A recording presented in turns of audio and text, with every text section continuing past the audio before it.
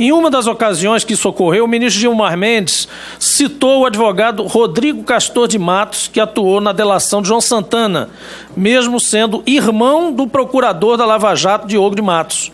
Outro caso escabroso, bastante noticiado, e que pouco se comenta no âmbito da própria Lava Jato, dos personagens que a compõem, é a denúncia do advogado Tacla Duran, que afirmou ter pago para não ser preso. Sem falar do sem fim de especialista em relações femininas, isso me incomoda tremendamente. Em relação a esse indivíduo que o senhor mencionou, o tal do Tacla Duran, essa é uma história requintada. Isso aí saiu lá em 2017 e tal. É uma história totalmente estapafúrdia. Essa pessoa é um lavador profissional de dinheiro que está foragido do país, saiu do país para escapar do processo. Basicamente isso. Não tem nada em relação a essa pessoa, salvo fantasias de um criminoso querendo atacar os juízes, os investigadores. Presidenta Simone, obrigado pela oportunidade. Ministro Moro, agradecer pela sua presença e paciência, estar aqui até essa hora conosco.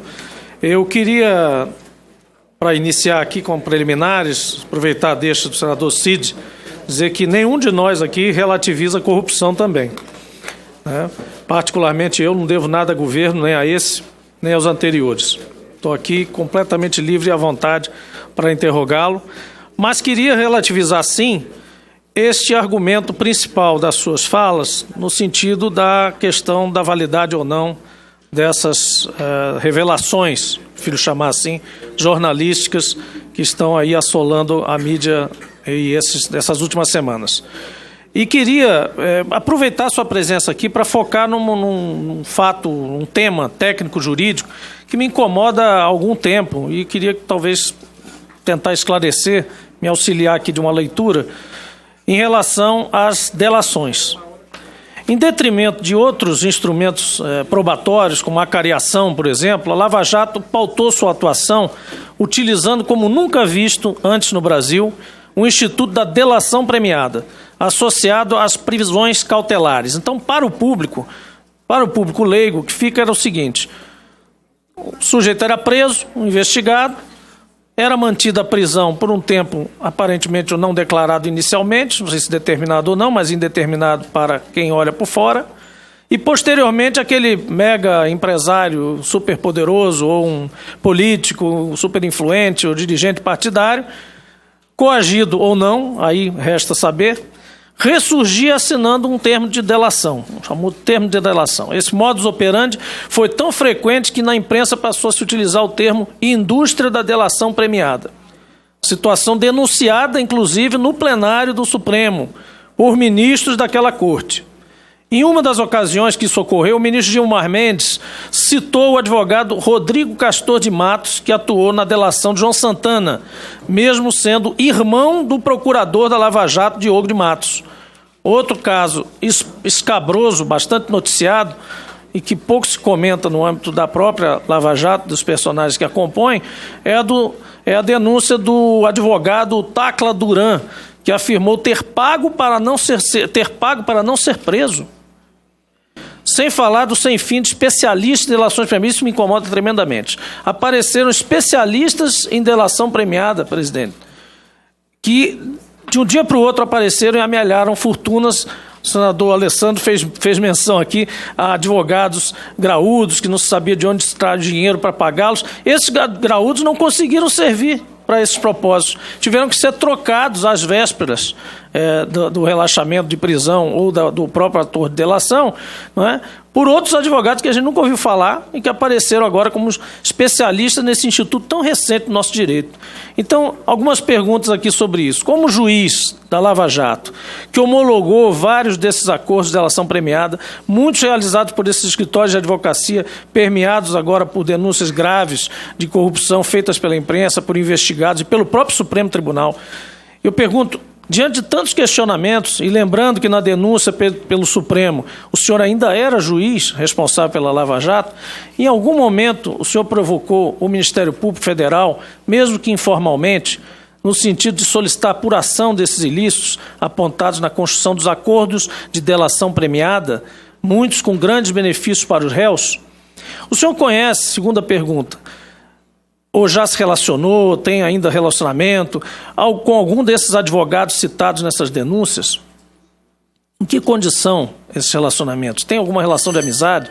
Atualmente, Vossa Senhoria é titular do Ministério da Justiça, logo, autoridade central competente para celebrar acordos de cooperação internacional em matéria penal. Houve atuação de representante do Ministério da Justiça e Segurança Pública para solicitar ao Ministério Público da Suíça cópia das denúncias formuladas por esse senhor Tacla Duran? O senhor tem conhecimento de troca de mensagens entre membros do Ministério Público e advogados contendo negociações ou oferecimentos sobre delações premiadas? O senhor nega ou confirma que certos advogados tinham acesso privilegiado ao cartório da vara ou ao julgador?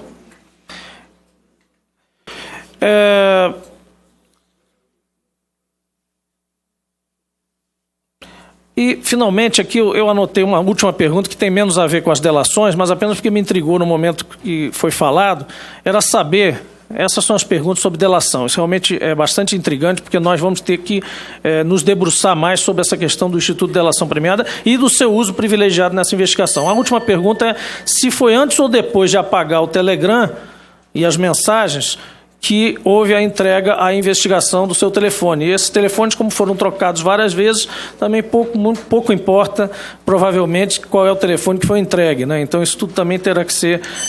teremos evoluções sobre esse assunto. Essas são as perguntas. Agradeço a sua presença e a sua paciência. Obrigado. Ministro. Não, só para esclarecer um ponto aqui, veja, eu usei um período do Telegram, eu deixei de utilizar em 2017. Tá muito antes de todos esses fatos aqui. O meu telefone, depois que ele foi atacado, eu entreguei à polícia no estado que ele se encontra. Não tinha Telegram mais, porque eu tinha tirado em 2017. Então, não apaguei mensagem nenhuma, tá? Para perturbar essa colheita de prova, até porque essas mensagens não existiam mais no aparelho celular. Também não disse que o senhor apagou, não. Estou só querendo saber qual é o momento. Talvez a minha interpretação tenha sido equivocada, certo? A questão dos acordos de colaboração, veja, está previsto na lei, é uma forma de, vamos dizer assim, melhorar a investigação desses crimes mais complexos. Às vezes, somente os próprios criminosos é que têm informações sobre os crimes praticados em segredo, como corrupção, como crime organizado. O que a lei estabelece de maneira clara é que cabe tudo que o criminoso, colaborador, declarar, precisa ter prova de corroboração. E essa foi a linha adotada no âmbito da Operação Lava Jato. Ninguém foi acusado ou condenado com base apenas na palavra de um criminoso, sempre precisava ter prova de corroboração. Agora, quem faz esses acordos, isso é o Ministério Público e o colaborador assistido por seu defensor. O juiz não interfere, não atua nessa fase específica, ele apenas homologa depois. Se houve conversas entre advogados e Ministério Público sobre essas colaborações, isso é uma questão que tem que ser colocado para eles. Mas as conversas me parecem naturais, já que para fazer o acordo precisa ter alguma espécie de conversação. Se isso se deu presencialmente ou por outro meio, eu não participava, eu não tenho esse conhecimento específico. Não é? Claro que a colaboração é um meio de investigação que às vezes suscita alguns questionamentos. Um criminoso receber uma pena menor do que ele mereceria, sem a colaboração com base na culpabilidade, mas é um método de investigação que nós não criamos, nós trouxemos de outros países nos quais ele é utilizado de uma maneira muito exitosa. Itália, Estados Unidos especialmente.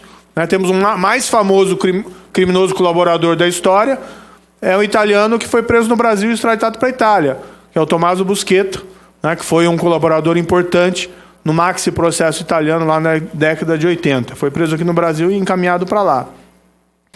No que se refere a contatos com advogados, eu não sei se entendi quais advogados que o Vossa Excelência se refere. Eu tinha contatos com todos os advogados que atuavam na vara, tá? Sejam eles de criminosos colaboradores ou não. Eu recebia muitos advogados dentro do meu gabinete e nós conversávamos, isso é natural, como já mencionamos. Desculpe, ministro, era só para esclarecer essa questão de algum tipo de privilégio, porque... Não tinha privilégio nenhum. Como os grandes advogados criminalistas abandonavam a causa... Senador, teremos a réplica. Teremos a réplica. Vossa Excelência terá os 2 minutos. Não tinha privilégio nenhum, pelo contrário, nós atendíamos a todos de maneira igual que pedissem lá audiências. Foi aqui mencionado especificamente até um um depoimento de um advogado que esteve lá. O Ministério Público não concordava que ele recebesse qualquer espécie de benefício, o cliente dele. Eu acabei reconhecendo benefícios durante a sentença. Enfim, isso faz parte do relacionamento normal. Em relação a esse indivíduo que o senhor mencionou, o tal do Tacla Duran, essa é uma história requintada. Isso aí saiu lá em 2017 e tal. É uma história totalmente estapafúrdia. Essa pessoa é um lavador profissional de dinheiro que está foragido do país, saiu do país para escapar do processo. Basicamente isso. Não tem nada em relação a essa pessoa, salvo fantasias de um criminoso querendo atacar os juízes, os investigadores. Em relação a essas afirmações de denúncia na Suíça, eu particularmente desconheço, a que Vossa Excelência se refere especificamente. Mas, enfim, esse é um trabalho que não cabe ao ministro, cabe aos investigadores, Polícia e Ministério Público. Uma palavra para a réplica, senador agradecer, Jean Paul. Apenas dizer que o ponto era justamente esclarecer a precedência, a prevalência do Instituto da Delação Premiada sobre outros que a gente conhece. O grande público conhece, claro, não é especialista em processos judiciais, investigações, mas conhece, por exemplo, o Instituto da Cariação. E eu me lembro que, um pouco antes de 2015, acho que no final de 2014, ainda durante o período eleitoral, houve, Vossa Excelência fez lá algumas acariações, Paulo Roberto com o doleiro Youssef, depois de Youssef com Cerveró, e depois esse procedimento foi abandonado. Eu não sei se foi abandonado, mas gostaria que esclarecesse. Mas não se fez mais acariações, que são, na verdade, no entender da opinião pública externa, uma forma de tirar a limpo, quem está mentindo, quem está exagerando, quem está colocando mais cores para incriminar o superior. Na verdade, no final das contas, fica parecendo que todo mundo delata para cima. Vai delatando e vai se liberando, vai delatando e vai sendo premiado. No final, quem está preso é o presidente da República. Então, esse é um processo que a gente também gostaria de esclarecer. É isso. Olha, não foi o único método de investigação, Cooperação jurídica internacional foi utilizado intensamente. Vieram provas, documentos de fortunas mantidas no exterior por diversos agentes públicos, quer ali agentes da Petrobras, quer agentes políticos. Houve prova de favores materiais prestados por grandes empreiteiras a agentes políticos. Ou seja, é um gama de prova significativa. Às vezes há um exagero na importância das colaborações premiadas dentro da Operação Lava Jato. Certo? Não foi só isso, foram muitas outras provas.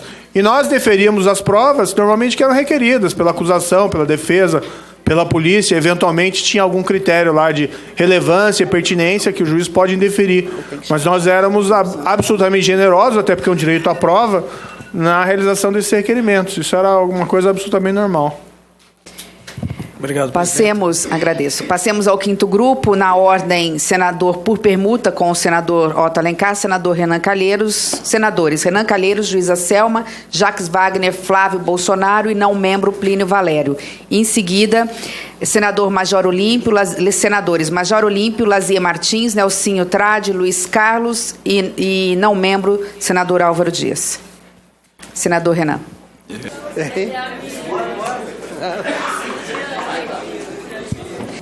Senadora Simone, senhoras senadoras, senhores senadores, essa importante presença do ministro Sérgio Moro aqui nesse momento tem suas razões de chamar a atenção do país inteiro. Sem dúvida nenhuma, ministro, e eu vou falar aqui com toda honestidade, com toda franqueza, a Lava Jato já é um marco na história desse país. Não é apenas uma questão pontual, não é uma investigação que tomou determinado vulto e vai ser esquecido no momento seguinte. É um momento histórico em que dá uma inflexão num clima, num ambiente de liberalidade, vamos chamar assim, para não falar da corrupção que existe na vida pública brasileira, não só no parlamento, mas em todos os setores, em todos os níveis de poder. Não posso deixar também de dizer, ministro, que, a meu ver, e antes retornando, me lembro no dia em que talvez o empresário mais poderoso desse país, não só um dos maiores empresários brasileiros desse país, mas um dos o mais poderoso, sem dúvida nenhuma, por ter influência em todos os partidos políticos, em todos os estados, em todas as instâncias, foi preso. Neste momento eu disse, alguma coisa está mudando nesse país, sem dúvida nenhuma.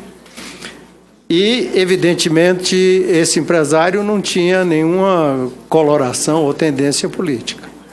Ele era um homem que agia de uma maneira bastante programática e objetiva, pragmática e objetiva. No entanto, não posso reconhecer, por exemplo, também que houveram abusos. Eu, por exemplo, fui adversário do PT a vida inteira. Tive momentos de maior convivência, momentos de convivência mais difícil, mas nunca inimizades. Mas, por exemplo, aquela busca e apreensão na casa, no apartamento do ex-presidente Lula, me chamou a atenção como uma coisa desnecessária ser feita naquele momento. Estou dizendo uma série de abusos que foram acontecendo e foram se desdobrando no país inteiro e que também nos deixou preocupados. E agora temos um fato novo, que, sem dúvida nenhuma, Vossa Excelência, de uma maneira propositada ou não, acredito que não, se tornou o grande protagonista dessa Operação Lava Jato, e vieram essas gravações à tona em que coloca dúvidas ou a credibilidade ou a imparcialidade das suas ações, que, a meu ver, não estão absolutamente em jogo de uma maneira geral e de uma maneira abrangente. Mas é evidente que há um desejo enorme de esclarecimento sobre como isso que aconteceu. E eu queria me juntar ao senador Esperidião a mim, que nós temos que tratar do futuro. Crime cibernético, o que é prova lícita, o que é prova ilícita, quando se pode esclarecer essas coisas, porque eu que não sou jurista, nunca fui advogado, estou inteiramente confuso em relação a essa questão. Mas também não nos devemos, não tenho nenhuma grande pergunta, não nos devemos levar por uma narrativa, uma narrativa fantasiosa de que houve uma grande conspiração de um lado, em que o senhor era uma peça dessa grande conspiração política a favor de um projeto que queria fazer isso ou fazer aquilo, contra agora outra grande conspiração até internacional que visa derrubar isso e derrubar aquilo. Eu acho que essas construções em nada ajudam a esclarecer e que a população brasileira, que tanto se encantou com Lava Jato, tenha uma visão clara, correta, límpida do que está acontecendo e o que representam essas gravações. Esse depoimento que queria dar, principalmente aqui, o meu querido amigo, que respeito muito, o senador Humberto Costa, citou assim de uma maneira gratuita o presidente Fernando Henrique, não é acusado, não é acusador, não se meteu, não foi testemunha, nem deixou. Quando foi testemunha, até foi a favor, se não me engano, das coisas que aconteceram, não misturando num momento tão conturbado da vida pública brasileira, em que os ódios se salientam e se tornam tão evidentes, mais ainda esse ambiente. Vamos tentar esclarecer, voltar o país à normalidade e todos esses fatos que ocorreram agora fiquem também esclarecidos. Com a palavra o ministro.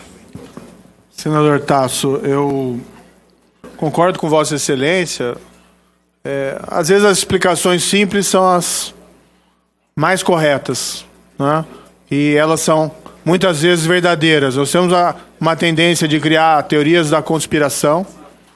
Nós gostamos delas, elas têm um sensacionalismo. No que se refere à Operação Lava Jato, é uma operação que durou um longo tempo, ainda perdura. Nas minhas mãos, como juiz da 13ª, quando estive lá, foram 4 anos. Então tem muitas decisões que foram tomadas que é natural que as pessoas tenham ali, eventualmente, divergências razoáveis em relação ao conteúdo de um ao outro. Nós temos um sistema judicial de erros e acertos que serve exatamente para isso, para a eventual correção de eventual decisão equivocada. Mas, assim, a linha geral das decisões foi sempre no sentido da aplicação imparcial da lei a quem quer que seja, com base nas provas que estavam sendo apresentadas. No caso da busca ali mencionada, havia causa provável, né? Foram colhidas provas relevantes na residência do ex-presidente, que depois foram utilizadas, né, no âmbito da ação penal. Então, claro que é um fato desagradável um processo contra um ex-presidente, né, ainda mais um ex-presidente que tinha um alto nível de popularidade, mas era o que a lei determinava, o que deveria ser feito. Aí é aquela questão, ninguém ali está exatamente acima da lei. No que se refere às investigações em curso, eu quero deixar muito claro, está na Polícia Federal, eles estão averiguando esses fatos, não é? No entanto, a única ressalva, e eu disse isso porque foi perguntado, não é? A minha percepção é de que não se trata de uma invasão amadora, mas sim de uma invasão por um grupo criminoso organizado, tá? Com o propósito muito claro de impedir o prosseguimento das investigações ou afetar condenações pretéritas já realizadas. E, eventualmente, minar as instituições de uma maneira geral. Mas, assim, é uma percepção, tá? Não posso afirmar isso com absoluta convicção. É o que eu extraio desses detalhes, especialmente esses expedientes de contra-inteligência verificados nas 2 últimas semanas. Mas eu concordo com Vossa Excelência que nós devemos tratar esse tema com bastante cautela, né, para não extrair conclusões precipitadas antes do final das investigações. Senador Tasso, declina, então, na ordem de inscrição, o senador Oriovisto.